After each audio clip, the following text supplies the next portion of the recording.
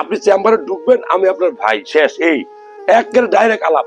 একবার ঢুকবেন, কথা বলতে পারেন নাই, দুইবার ঢুকবেন, কথা বলতে পারেন নাই, তিনবার ঢুকবেন, কিন্তু কথা আমাকে বলেই যাবেন। কথা কি ঠিক না? পারবেন তো?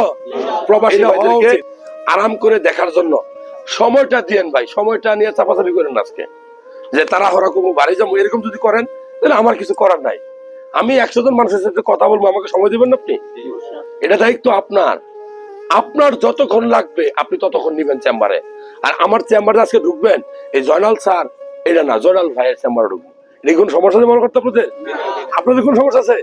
আমার কোনো সমস্যা নাই। মানে আমার মধ্যে এত ভাব নাই যে আমি দেখলাম নর্মাল সিম্পল ড্রেস আপে বসে আছি, 300 টাকা স্যান্ডেল। এটা আমার কত রে? 300 টাকা দেখেছি না? সত্যি কথা বলছি না, 300 টাকা দেয়। যার কাছে দেখেছি হেও আমার চিনে, হেও আমার দিয়ে দিয়েছে। তো 300 টাকা স্যান্ডেল পরা, গিফটের পাঞ্জাবি পরা, গিফটের জামা পরা, আমার এত খরচ নাই। সো আমি জিন্স টিন্স পরি না, ওইরকম বাপ পরি না, আর গেট আপ করে বসতে পারি না, যাতে বইলে আপনি জড়াই যাবেন। অনেক ডাক্তার আছে দেখবো যে এমন গেট আপ করে বইবো, ওই গেট আপ দিয়ে রুগী ধরার চেষ্টা করে। ভুল ভুল ভুল, গেট আপ দেখে মানুষ ডরায়। আপনি চেম্বারে ঢুকবেন, আমি আপনার ভাই, শেষ। এই একেবারে ডাইরেক্ট আলাপ। একবার ঢুকবেন, কথা বলতে পারেন নাই, দুইবার ঢুকবেন, কথা বলতে পারেন নাই, তিনবার ঢুকবেন, কিন্তু কথা আমাকে বলেই যাবেন। কথা কি ঠিক না? পারবেন তো?